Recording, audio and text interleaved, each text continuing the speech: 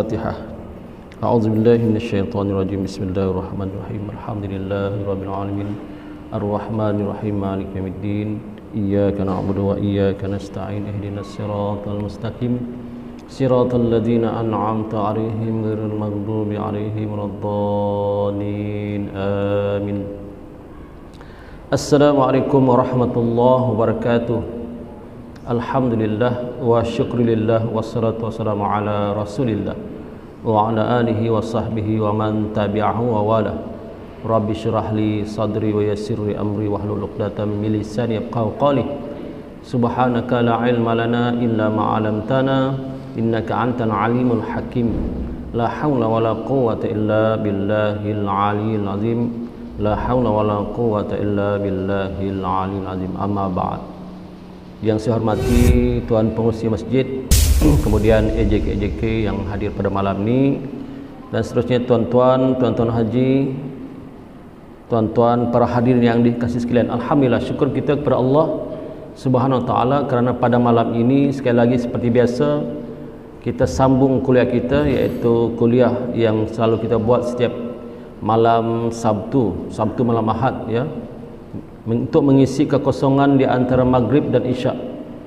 Kita isi kekosongan di antara maghrib dan isyak, dan kita sambung balik kuliah kita, iaitu berkenaan dengan 10 tanda kiamat yang besar, ya, 10 tanda kiamat yang besar yang kita telah bincangkan beberapa bulan yang lepas. Jadi malam ini kita sambung lagi, iaitu sebelum itu kita telah bincangkan tentang satu fitnah yang besar di akhir zaman yang akan lahir di akhir zaman ini, yang tujuannya lahir adalah untuk menggoda ataupun untuk memisungkan akidah umat Islam, yang mana setiap nabi yang Allah utuskan ke dunia ini memaklumkan atau memberitahu kepada umatnya bahawa berhati-hati dengan fitnah ini, yaitu fitnah Al-Masih Ad-Dajjal yang akan merosakkan akidah umat Islam keseluruhannya, ya, akidah umat Islam keseluruhannya. Dan kita telah ceritakan satu persatu ciri-ciri Dajjal. Lepas itu apa yang Dajjal bawa. Di kanannya ada seolah-olah syurga, di kirinya ada seolah-olah neraka. Kemudian kecepatan Dajjal, kemudian asal usul Dajjal, tempat tinggal Dajjal. Alhamdulillah telah kita ceritakan. Kemudian malam ini kita sambung lagi, iaitu tentang siapakah makhluk Allah yang dapat ataupun yang boleh membinasakan Dajjal. Kerana diketahui ketika Dajjal muncul, bermakna Imam Mahdi pun sudah muncul. Tapi Imam Mahdi adalah pemimpin kaum muslimin. Ketika itu dia cuma dapat mempertahankan ataupun menjadi benteng ataupun tameng untuk kaum muslimin, namun untuk membunuh Dajjal tidak dapat sama sekali. Hinggalah Allah utuskan ataupun Allah zahirkan ataupun Allah datangkan Nabi Isa alaihissalam, yang telah kita bincangkan sedikit, ya, minggu lepas, yang mana Nabi Isa akan Allah turunkan dari langit. Sebab Nabi Isa sekarang berada di langit kedua, turun diiringi oleh 2 orang malaikat di kanan dan kirinya, ya, turun ke muka bumi. Dan selepas itu, bila pendek cerita, bila Dajjal melihat Nabi Isa alaihissalam, kecutlah Dajjal, cairlah ia ibarat garam yang dimasukkan ke dalam air. Maka kemudian Nabi Isa alaihissalam akhirnya dapat membunuh Dajjal di satu tempat yang bernama Babul Lud. Nabi Isa membunuh Dajjal di satu tempat yang namanya Babul Lud, iaitu di dekat Palestin, ya, di kawasan Palestin itu ada satu nama Babul Lud. Maka tamatlah riwayat Dajjal, ya, tamatlah riwayatnya. Akhirnya Nabi Isa alaihissalam pun, ya, Nabi Isa alaihissalam bertemu dengan kaum muslimin, ya, bertemu dengan kaum muslimin. Pertama sekali Allah tugaskan, ya, Nabi Isa alaihissalam ke muka bumi ini ada beberapa sebab pula, seperti mana yang disebut dalam hadis Nabi Muhammad sallallahu alaihi wasallam, iaitu tugas Nabi Isa adalah fayakunu Isa bin Maryam fi ummati hakaman adlah wa imaman muqsitan yadukul salib wa yadbikhul khinzir wa yad'ul jizyah wa yashrukul sadaqah. Itu tugasnya. Tugas Nabi Isa alaihissalam seperti mana disebutkan dalam hadis adalah Nabi Isa alaihissalam akan menjadi raja yang adil. Nabi Isa bila dia lahir nanti akan menjadi raja yang adil, kemudian pemimpin yang lurus, kemudian dia akan mematahkan salib, kemudian dia akan membunuh khinzir, kemudian menghapuskan jizyah dan meninggalkan zakat. Maka pengarang kitab ini Syekh Fahmi Zamzam dia menghuraikan makna hadis ini. Yang pertama katanya Nabi Isa alaihissalam akan menjadi pemimpin yang adil setelah menerima penyerahan kuasa dari Imam Mahdi, dan beliau akan menjalankan syariat Nabi Muhammad sallallahu alaihi wasallam. Nabi Isa besok bila dia datang lahir ke muka bumi ini, dia tidak membawa syariatnya dahulu, tetapi dia menyambung syariat Nabi Muhammad sallallahu alaihi wasallam, kerana sudah tidak ada nabi selepas Nabi Muhammad sallallahu alaihi wasallam. La nabiyya ba'dah. Selepas Nabi Muhammad lahir sudah tidak ada nabi lagi. Tidak ada nabi. Maka Nabi Isa alaihissalam ini adalah membawa ataupun menyambung syariat Nabi Muhammad sallallahu alaihi wasallam. Dia tidak membawa syariat baru. Bahkan dia mengikut syariat yang pernah dibawa oleh Nabi Muhammad sallallahu alaihi wasallam. Ya. Kemudian tugasnya yang pertama adalah Nabi Isa alaihissalam akan mematahkan salib dan mendustakan orang-orang Nasrani yang mengatakan bahawa beliau itu anak Tuhan yang telah disalib oleh orang-orang Yahudi. Ini pun kita telah bincangkan minggu lepas, yang sebenarnya disalib itu bukanlah Nabi Isa alaihissalam, tetapi orang lain yang Allah serupakan dengan Nabi Isa alaihissalam, kerana orang itu ingkar. Orang itu ingkar kerana kata para alim ulama, orang itu adalah sebahagian daripada pengikut Nabi Isa alaihissalam, tetapi ia telah ingkar dan membelot, dan Allah serupakan mukanya dengan Nabi Isa alaihissalam, dan itulah yang disalib kata para alim ulama. Kemudian tugas yang kedua, Nabi Isa alaihissalam juga akan membunuh khinzir. Ya, khinzir tahu adik-adik tahu khinzir? Kalau tidak tahu artinya babi. Khinzir ni bahasa lembut sikit. Jadi kita sebut khinzir lah. Untuk Kenapa khinzir dibunuh? Tujuannya adalah untuk lebih menunjukkan bahawa binatang khinzir itu adalah haram. Dalam syariat Nabi Isa AS sendiri pun ketika dahulu, ketika Nabi Isa AS diutus menjadi Rasul, khinzir itu pun haram. Jadi Nabi Isa AS memberitahu kepada orang-orang Nasrani ataupun orang-orang Kristian yang menganggap daging khinzir itu halal, bahawa daging khinzir itu adalah haram juga. Dalam syariat Nabi Isa pun haram, dalam syariat Nabi Muhammad sallallahu alaihi wasallam pun haram. Ya. Jadi akan terbongkarlah pembohongan-pembohongan mereka. Walaupun ketika ini mereka pun menanti, ya, mereka pun menanti bahawa mereka pun satu masa nanti akan turun pemimpin yang membantu mereka. Tetapi mereka silap. Bagi pandangan umat Islam, pemimpin yang mereka harapkan itu bukanlah untuk membantu mereka, bahkan menerangkan kebatilan yang mereka telah bawa selama ini, yang mereka telah memisungkan kitab Injil daripada yang asli, ya, sampai bermacam-macam kitab Injil diubah mereka mengikut hawa nafsu mereka. Yang sesuai dengan hawa nafsu mereka, mereka ikut, yang tidak sesuai mereka ubah. Itu tugas Nabi Isa AS yang kedua. Yang ketiga, Nabi Isa AS juga akan menghentikan sistem jizyah. Ya, jizyah. Jizyah ni tahu? Jizyah ni adalah cukai. Iaitu cukai bagi orang-orang kafir yang tinggal di bumi Islam, maka dikenakan jizyah setahun sekali. Bukan cukai setiap bulan, ya. Bukan, tapi setahun sekali. Kenapa Nabi Isa AS hapuskan jizyah ini? Kerana ketika Nabi Isa AS sudah tidak ada lagi orang kafir yang tinggal dalam negara Islam. Tidak ada sudah. Tidak lagi orang kafir yang tinggal di negara Islam yang dipimpin oleh Nabi Isa AS. Kenapa?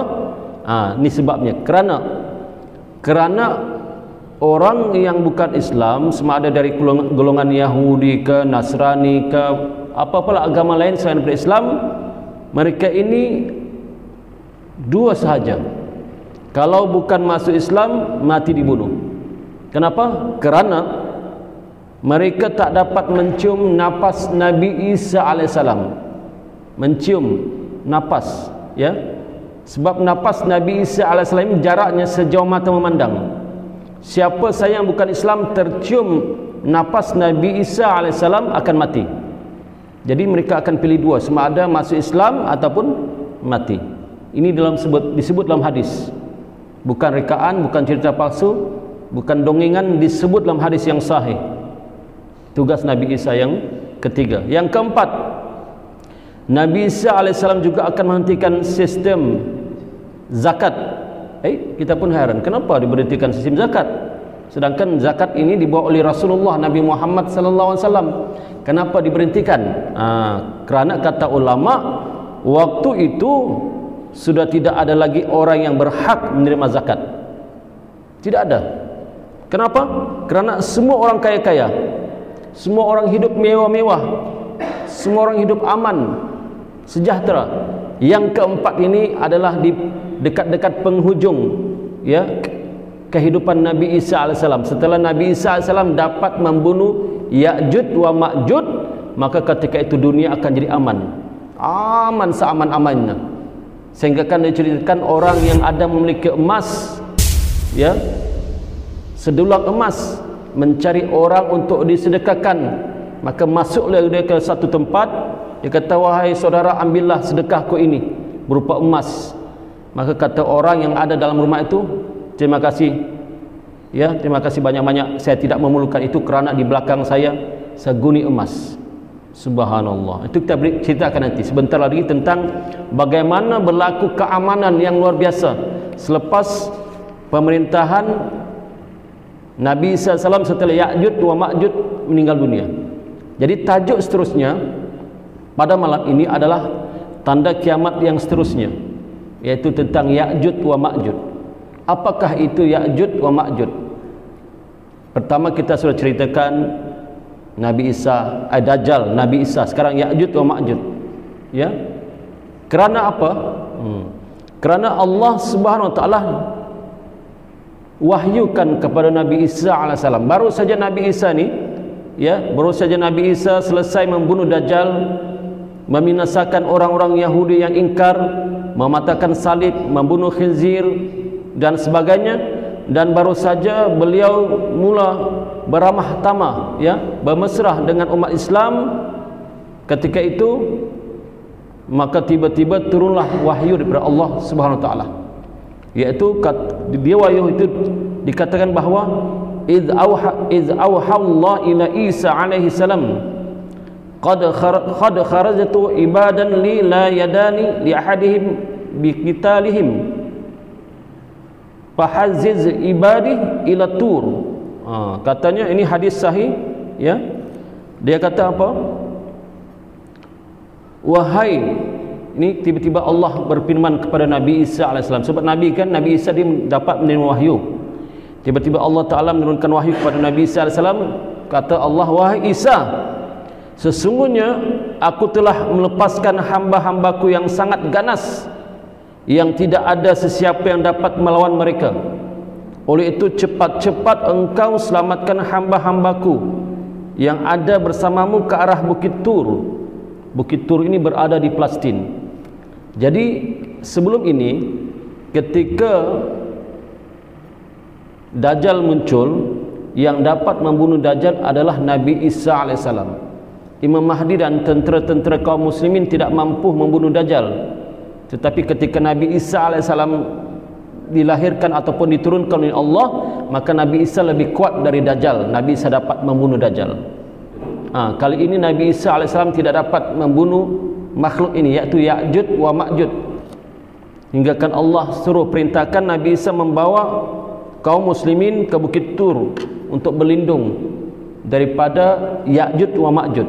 Bukan Dajjal. Dajjal Nabi Isa sudah dapat bunuh di Babul Lud di Palestin. Tetapi kali ini Nabi Isa alaihissalam tidak mampu melawan Ya'juj wa Ma'juj. Kenapa tuan-tuan? Kerana Ya'juj wa Ma'juj ni terlalu ramai.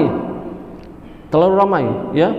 Terlalu ramai, bukan seorang, bukan 100, bukan 200, bukan 1000, bukan 2000, bahkan lebih jutaan makhluk ini.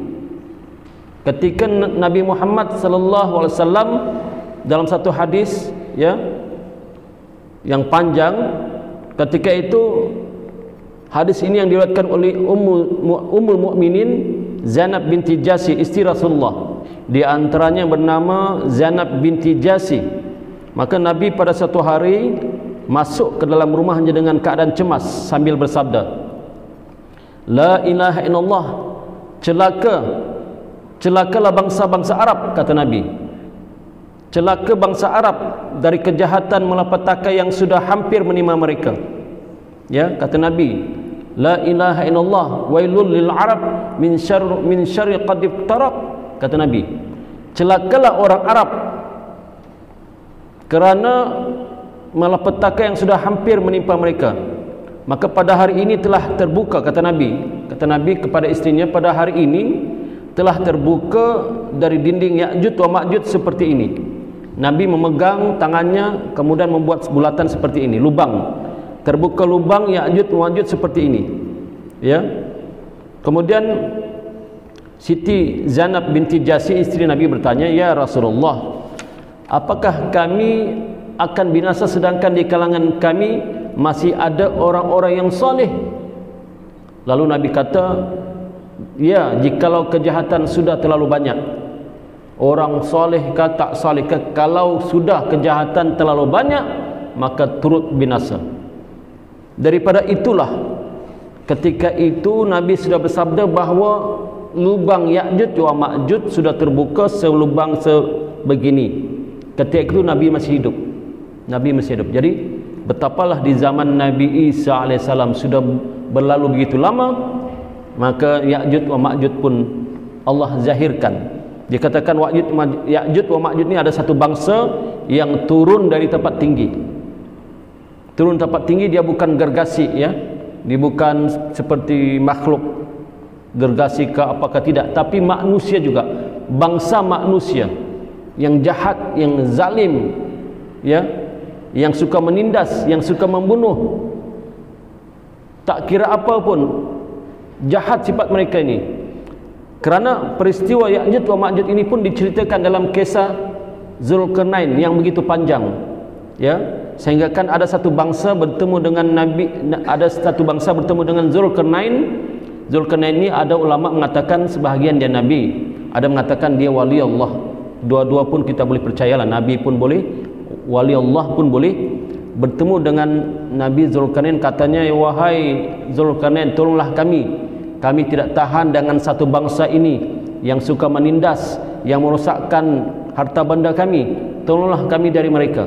Maka Allah perintahkan Zulkarnain ini tu membuat satu tembok yang besar, ya, satu tembok yang besar yang dibuat daripada campuran logam, besi dan tembaga. Dibuatlah satu dinding yang kuat, yang kokoh, hinggakan makhluk itu tidak boleh tembus. Dikatakan hari-hari Ya'juj wa Ma'juj ini, ya, memecahkan ataupun mengurik dinding itu, tapi tak dapat. Sampai sudah dekat-dekat mau berlubang, kata ketuanya, "Kembalilah kita, balilah kita, besok kita sambung lagi." Maka dengan izin Allah cantumkan balik lubang itu. Ya'juj wa Ma'juj adalah nama bagi suatu bangsa manusia. Mereka adalah dari keturunan Nabi Adam alaihissalam juga, yaitu dari keturunan Yafus bin Nuh alaihissalam. Dan apa yang disebutkan tentang sifat dan perwatakan mereka, ya, mereka ini bersifat seakan-akan binatang kerana jahatnya akhlaknya, perangainya, ya, jahatnya. Bangsa Ya'juj wa Ma'juj ini akan keluar dari tempat tahanan mereka, yaitu apabila mereka dapat menembusi dinding tembaga yang telah dibina oleh Zulkarnain sebagai penghalang mereka untuk keluar. Maka bangsa ini akan keluar dan membuat kerosakan di atas muka bumi, seperti disebutkan dalam hadis sahih riwayat Imam Muslim. Ya, hadis sahih Imam Muslim mengatakan, lalu Allah Ta'ala melepaskan bangsa Ya'jud wa Ma'jud. Mereka kelihatan turun dari setiap tempat yang tinggi dengan bersegera membuat kerosakan. Maka kumpulan yang pertama di kalangan mereka akan melalui satu tasik Tabiriyah. Tasik Tabiriyah ini berada di utara Palestin, ya. Maka satu kumpulan daripada Ya'jud wa Ma'jud akan melalui satu tasik Tabiriyah, lalu mereka meminum seluruh air yang ada di dalam tasik itu, sehingga apabila kumpulan berikutnya datang ke tasik itu, mereka berkata, sesungguhnya sebelum ini di sini ada banyak air. Hadis sahih riwayat Imam Muslim mengatakan bahawa banyaknya makhluk Ya'jud wa Ma'jud ini, mereka datang ke satu tasik Tabariyah di utara Palestin. Tasik itu besar, bukan kecil tuan-tuan, besar. Mereka melaluinya, mereka minum sepuas-puasnya, hingga kan kumpulan kedua datang, habis, kering, tinggal sedikit. Mereka berkata, dahulu di sini ada air. Memang ada air, tapi sudah diminum oleh kumpulan yang pertama. Bayangkan tuan-tuan, satu tasik yang besar itu masuk puluhan juta, bukan 1 juta, puluhan juta. Tidak habis ke air itu, habis, kering. Bermakna bangsa Ya'jud wa Ma'jud terlampau ramai, ya. Kemudian hadis ini juga menunjukkan pada kita bahawa bangsa ini sangat banyak membuat kerosakan, dan mereka adalah satu bangsa yang sangat kuat. Makan minumnya kuat, mereka bengis, sesama mereka sendiri pun selalu berbunuhan, sesama mereka pun berbunuhan. Apakan lagi untuk berkasih sayang? Tiada berkasih sayang. Tidak ada orang yang dapat selamat dari keganasan mereka kecuali mereka yang berada di benteng-benteng pertahanan yang kuat. Mereka berjalan dengan rasa angkuh dan kejam, hingga telah banyak negeri-negeri yang telah mereka rosakkan. Lalu mereka berkata, telah ramai penduduk bumi yang telah kita binasakan, mari kita bunuh pula penduduk yang ada di langit. Begitu sombongnya Ya'jud Ma'jud. Mereka sudah binasakan penduduk bumi, hingga mereka berkata, mari kita binasakan pula penduduk di langit. Lalu salah seorang di antara mereka mengarahkan lembingnya ke arah langit dan melemparkannya ke atas dengan sekuat-kuatnya. Lalu salah seorang dari mereka pun mengambil lembing, lontar ke atas sekuat-kuatnya. Apabila lembing itu jatuh ke bumi, maka kelihatanlah mata lembing itu berlumuran darah. Mereka menyangka mereka benar-benar telah membunuh penghuni langit, tetapi apa yang berlaku hanyalah satu ujian Allah terhadap mereka. Allah letakkan seperti darah untuk ujian pada mereka, bangsa Ya'jud wa Ma'jud ini. Kerana disebutkan bahawa ketika bangsa Ya'jud wa Ma'jud membuat kerosakan, maka Nabi Isa AS dengan tenteranya sedang berada di belakang gunung ataupun Bukit Tur. Nabi Isa berada di Bukit Tur. Mereka menjadikan Bukit Tur ini sebagai pelindung atau benteng mereka dari bangsa Ya'jud wa Ma'jud. Ya'jud Ma'jud tak boleh datang ke kawasan itu, tak boleh. Dibentengkan dan dilindungi oleh Allah Subhanahu Wa Taala. Kemudian mereka dikepung. Ya'jud wa Ma'jud tidak boleh naik sebab Allah lindungi Nabi Isa, ya. Dengan tenteranya berada di situ, Allah lindungi. Ya'jud wa Ma'jud tidak boleh naik, tidak boleh mendaki pun. Sehingga kan mereka dikepung oleh Ya'jud wa Ma'jud sehingga habis makanan mereka.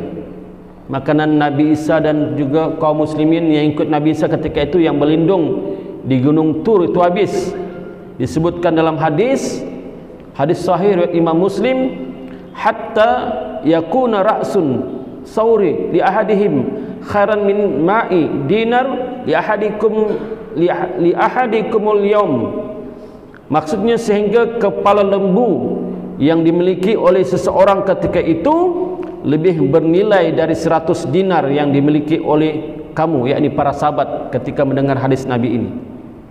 Nabi ceritakan kepada para sahabat ketika Nabi Isa dan pengikutnya, ya, umat Islam kaum muslimin berada berlindung di Bukit Tur, kehabisan makanan, sehingga kan dia katakan kepala lembu tu lebih baik, lebih mahal, lebih bernilai dari 100 dinar yang dimiliki oleh para sahabat ketika di zaman Rasulullah.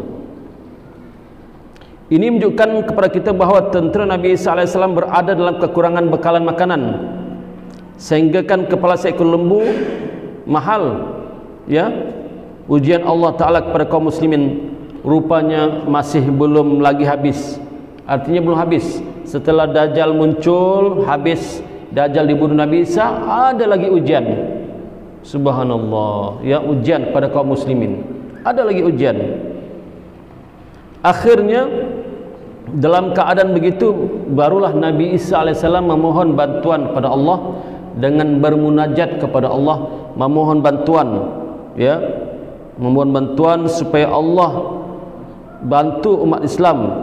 Lalu Allah Ta'ala memperkenankan doa mereka, diperkenankan doa Nabi Isa AS dan kaum muslimin ketika itu. Lalu Allah Ta'ala menurut mereka, maka siapakah ataupun makhluk apakah yang dapat membunuh Ya'juj wa Ma'juj, kesombongan Ya'juj wa Ma'juj itu. Akhirnya tuan-tuan tahu apakah makhluk yang membinasakan Ya'juj wa Ma'juj, begitu sombongnya itu, ya. Allah turunkan satu haiwan ataupun binatang kecil saja, yaitu ulat, seekor ulat, bukan seekor banyaklah, bukan seekor banyak, ulat yang biasa orang nampak di hidung unta.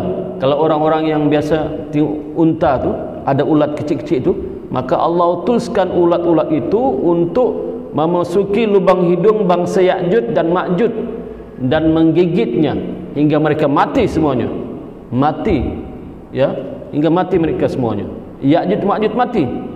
Dan kehendak Allah mereka mati disengat oleh ulat ini. Subhanallah, ulat ini mungkin bisalah, ya. Bukan mati macam ikut giliran, ni kumpulan ini mati, kumpulan besok kumpulan B, tidak. Kata hadis ini, ya, dalam kitab ini mengatakan mereka mati serentak, bukan satu-satu, mati serentak. Tidak ada seorang jua pun yang tinggal hidup, tidak ada seorang pun Ya'juj wa Ma'juj ini yang hidup. Bahkan oleh kerana ramainya mereka ini, ratusan juta bahkan ribuan juta, hinggakan bangkai mereka bergelimpangan memenuhi jalan dan jurang dan di semua tempat kediaman mereka. Mereka mati di merata-rata tempat. Subhanallah, mati. Bangkai, bayangkanlah, contohlah kalau 100 juta orang mati di bandar ini, di Muara Senakan ini, macam mana keadaan kita? 100 juta orang mati. Keluar pintu rumah ada orang mati. Melangkah tak boleh. Susah kita melangkah. Mati saja semua orang. Sebab bangsa Ya'juj wa Ma'juj ni ramai. Ramai sangat bangsa ni, yang ganas-ganas ni. Ganas, kalau ganas tidak pernah nampak ganas, ganas. Suka menindas, membunuh, ya. Semualah. Jadi bila mereka mati, mereka terlalu banyak. Akhirnya setelah kematian bangsa Ya'juj wa Ma'juj ini, barulah Nabi Isa alaihissalam bersama dengan sahabatnya keluar dari belakang bukit Tur itu. Mereka menemui bangkai-bangkai yang berbau busuk dari semua tempat. Busuk, bangkai busuk. Bayangkanlah, bangkai yang paling busuk sebenarnya bukan bangkai haiwan, tapi adalah bangkai manusia. Bukan bangkai anjing ke kucing ke. Sedangkan bangkai anjing pun kalau sudah mati di tepi jalan, kita lalu busuk, bukan main, kan? Apatah lagi bangkai manusia yang tidak ditanam. Sebab itu manusia ni kalau mati wajib ditanam, sebab bangkainya terlalu busuk. Kenapa busuk? Kerana manusia ni makan bermacam-macam. Kalau lembu dia makan rumput, kambing makan rumput. Tapi manusia ni macam-macam makanan, ya, yang kita makan. Macam-macam masakan, resepi masakan macam-macam. Ikan masak 3 rasa lah ada, kan? Ikan masak masam-masam manis pun ada. Makan megi itu megi ini, macam-macam. Menyebabkan badan manusia ini bila meninggal dunia, mati menjadi busuk dan wajib sebenarnya ditanam. Jadi Ya'juj wa Ma'juj ni adalah bangsa manusia. Mereka ni ganas, memakan benda apa saja, meminum benda apa saja, tidak ada hukum, tidak ada undang-undang, membunuh apa yang mereka nampak. Akhirnya mereka mati bergelimpangan, busuk sangat. Hingga kan diceritakan dalam kitab ini, Nabi Isa dan kaum muslimin tidak boleh ke mana-mana, tidak boleh melangkah. Satu langkah ada mayat, satu langkah ada mayat. Bayangkan tuan-tuan, macam mana kita mau keluar? Maka sekali lagi Nabi Isa AS berdoa kepada Allah Ta'ala, memohon supaya Allah memberi bantuan. Akhirnya Allah mengirim sejenis burung yang besar. Yang burung ini, kata alim ulama berdasarkan hadis dalam kitab ini, mengatakan burung ini lehernya seperti leher unta, panjang seperti unta punya leher, panjang. Maka burung-burung inilah yang membawa bangkai-bangkai yang busuk itu ke tempat yang dikehendaki oleh Allah Ta'ala. Ada setengah ulama meriwayatkan dibuang ke laut, wallahu alam lah, ya, bangkai yang banyak itu burung, spesies burung yang besar yang lehernya seperti leher unta, akan membawa bangkai itu satu persatu. Burung itu yang banyak. Kenapa burung itu banyak? Kerana Ya'juj wa Ma'juj pun banyak, bangsa itu pun banyak, beratus juta. Tak akan seekor burung mampu mengangkat, ya, bangkai yang begitu. Mestilah banyak burung yang turun kemudian diangkat ke laut. Lalu Allah turunkan hujan selebat-lebatnya, mencuci permukaan bumi sehingga hilang segala sisa-sisa kotoran yang ada di atas tanah. Setelah hujan ini bumi bersih kembali. Ketika inilah yang tadi kita sebut tadi, yang di antara tugas Nabi Isa AS yang keempat, yaitu menghapuskan zakat. Ketika ini, yaitu ketika ini Allah telah memakmurkan bumi. Setelah Ya'juj wa Ma'juj sudah tidak ada, Allah makmurkan bumi ini semakmur-makmurnya, hinggakan tumbuh-tumbuhan, tanam-tanaman hidup subur. Katanya tumbuhlah segala tanaman dengan suburnya, sehingga dikatakan pada masa itu satu biji buah delima sudah cukup untuk dimakan berpuluh-puluh orang. Subhanallah. Satu biji, maknanya satu biji buah delima boleh dimakan oleh berpuluh-puluh orang. Ini bukan satu biji delima yang kecil. Bermakna buah delima ini besar, besar sangat, ya. Bahkan dia kata kulit delima itu boleh dijadikan sebagai alat untuk berteduh daripada hujan ataupun panas matahari. Subhanallah. Bermakna buah delima ini besarnya seperti saiz payung yang kita pakai itu. Digunakan kulitnya, dibuka, boleh jadikan payung. Menunjukkan bahawa ketika itu suburnya tanam-tanaman, kerana sudah tidak ada lagi kemungkaran di atas muka bumi ini. Dajjal dan kaumnya Yahudi sudah mati semuanya. Ya'juj wa Ma'juj yang jahat pun sudah habis, binasa. Dikatakan lagi seekor lembu sudah cukup untuk dimakan oleh satu kabilah. Masya Allah. Satu kabilah ni sikitkah banyak? Satu kabilah ini satu kumpulan, ya, kumpulan yang ramai. Satu ekor lembu saja. Bukan bermakna lembu itu besar. Ini keberkatan. Yang ini keberkatan. Kalau lembu besar macam besar bas, takut kita tuan-tuan. Silap-silap kita pula yang dimakan oleh lembu. Ini maknanya keberkatan ketika itu. Lembu, seekor lembu boleh dimakan oleh satu kumpulan golongan orang yang ramai.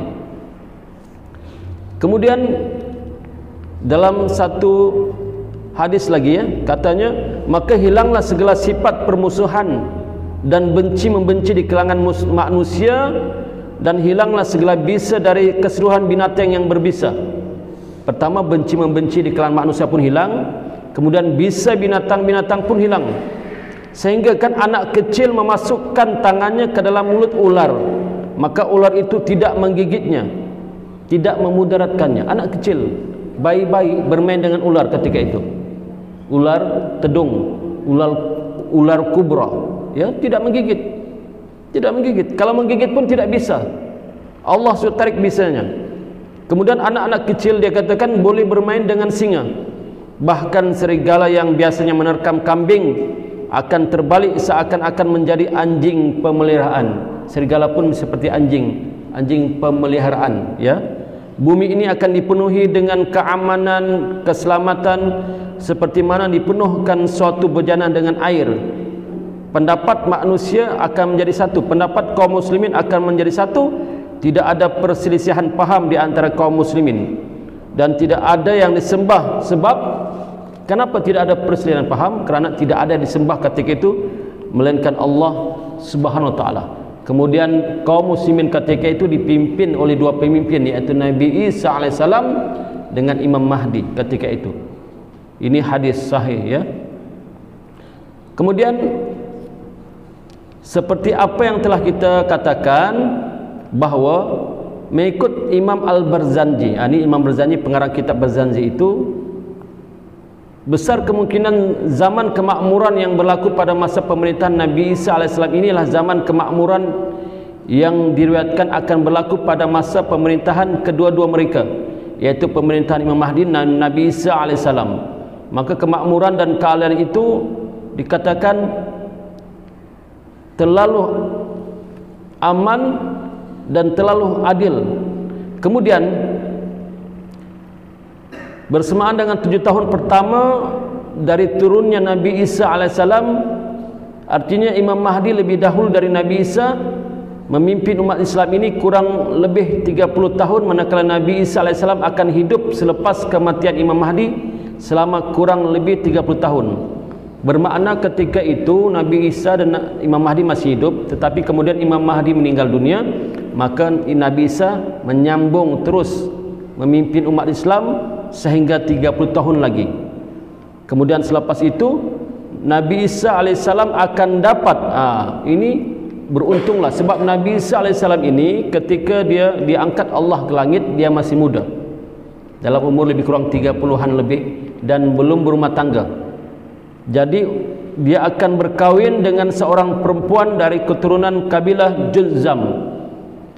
Kerana sabda Nabi Muhammad sallallahu alaihi wasallam, itu maksudnya hadis ini katanya, selamat datang kaum Nabi Shu'aib, bapa mertua Nabi Musa alaihissalam, sesungguhnya tidak berlaku kiamat sehingga Nabi Isa alaihissalam akan kawin dengan keturunan kamu dan akan lahirkan anaknya pula. Kemudian peristiwa perkawinan Nabi Isa AS ini ialah pada tahun yang ke-21 setelah beliau turun ke muka bumi ini. Jadi umur beliau setelah berkawin ini masih tinggal 19 tahun.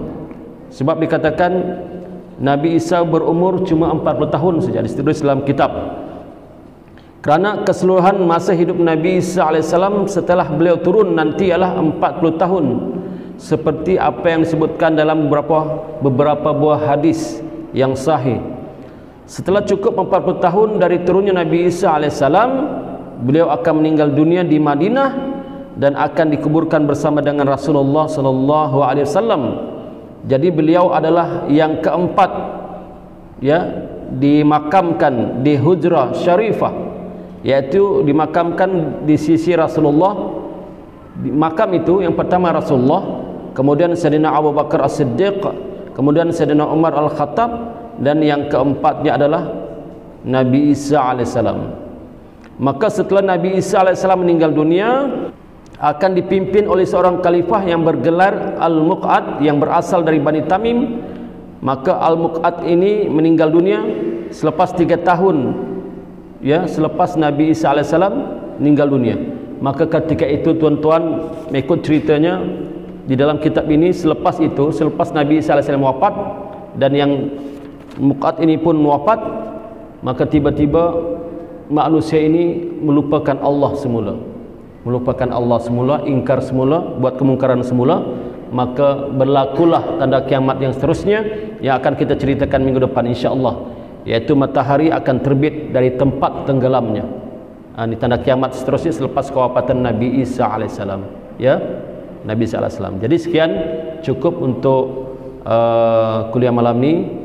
Yang benar itu datang daripada Allah Subhanahu wa taala. Yang salah dan silap itu tentulah datang daripada kelemahan hawa nafsu saya sendiri. Saya mohon ampun dan maaf sekiranya terkasar bahasa, tersilap kata. Kita sudahi dengan membaca doa tasbih kifarah dan suratul Asr. Bismillahirrahmanirrahim. Subhanakallahumma wa bihamdika wal asri innal ladzina amanu.